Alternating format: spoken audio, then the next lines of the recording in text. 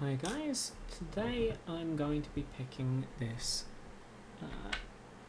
Asa Abloy Tessa TE5. You can see here on the keys it's TE5.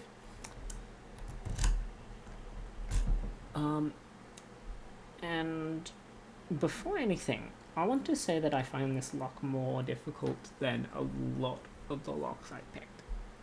And I picked a few locks. I like to consider myself pretty decent at picking locks, in fact. If we take a look at what I've got here on my desk, I've got 334B here. I think that this is harder than 334B.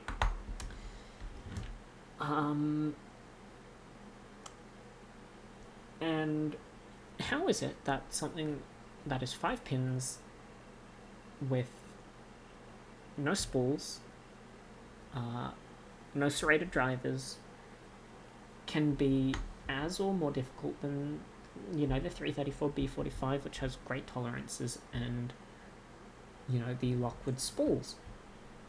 Well, there is a time in your picking where you go from being a beginner to being an intermediate. And let's take this pick here, the back of the pick. Where the left jaw is of this vise, we can call that being a beginner. Where the middle bit, where the lock is, we'll call that being an intermediate.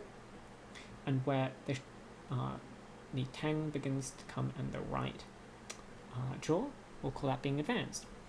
When you get to here, after you finish, after you get out of the first stages of being a beginner, and you start to transfer your skills into intermediate locks, things like the Medico, things like the if I had a barreled 600, I would show you it, but I don't have one on my desk. The MTL Interactive we'll take, for example. They teach you all about tensioning. It's all about tensioning with those locks. And so something that is often said is always, tension, use the most amount of tension you can with the lock that allows you to pick it. So whether it's heavy tension or light tension or, moderate tension, use the appropriate amount of tension.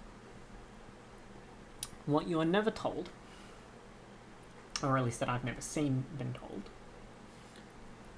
is that just as important as the amount of tension you put on is, let me get this back into focus, is the amount of picking force you apply.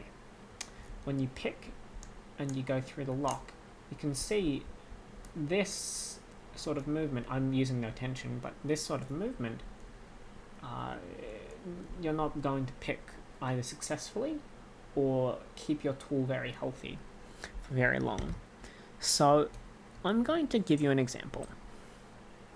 This is one of my tools from 2021. This is the first multi-pick hook I had ever used, and to a majority of you, this isn't going to be very severe of a bend. But when I bent this, I was very upset, because I got this when I first cracked open my very first Medico. I don't have it on me, but this is an original. This is a Medico original, and I bought myself a set of multi-picks after I picked that Medico. I was very happy, and I was like, look, I'm getting dimple flags anyway, I might as well get myself some more picks. And then I bent one, and everyone should know multi-pick is very expensive. Very expensive. And so when that happened, I was understandably upset, and I was like, well, how did this happen? It must have been that I was using too much tension. So I backed off the tension. And I'll find another pick.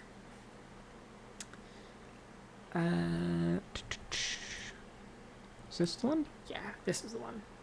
Here's my PN06 from that kit as well. It is also bent if you compare it to a PN06 that I got last year instead. Different, right? So obviously, in my head, I was like, well, I've gotten better at tension control, but I'm still bending picks. How can this be? What I didn't know was that just as much as picking that tensioning is important, whether you go clockwise or counterclockwise, doesn't really matter, go either way. What I didn't know is that pick force also matters. And it is in recent times that I have discovered that picking force matters a whole lot, that I have managed to save a lot of heartache and a lot of my tools. So when I push up on this pin, I want you to realize how little and deliberately I am picking that pin.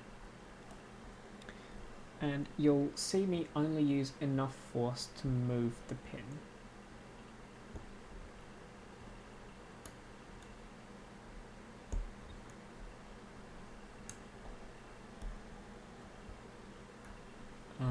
Any more and it may be too much force.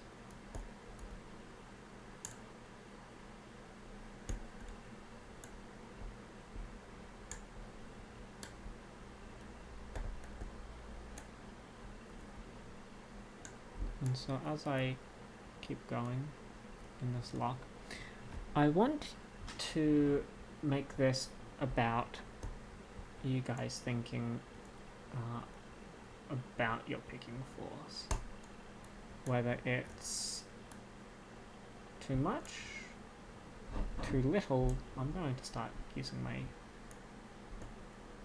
my other tensioning technique.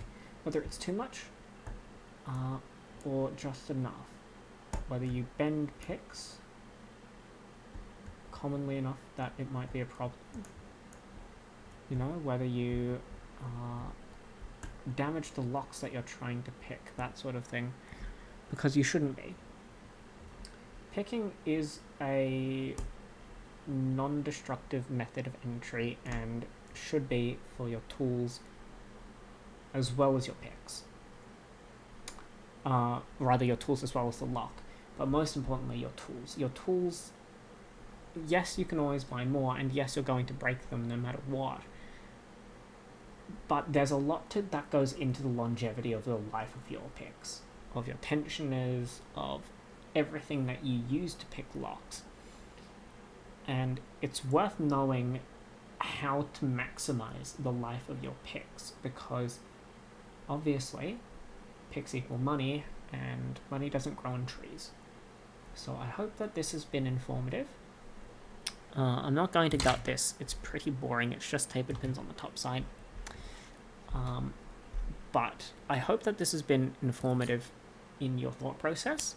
I hope that this has, perhaps for some of you more heavy-handed people, gotten into your minds to try and make it a mindset of not just pick lock with click or pick lock with feedback, but instead pick lock with a steady hand and an open mind, because it's going to save so many of your tools.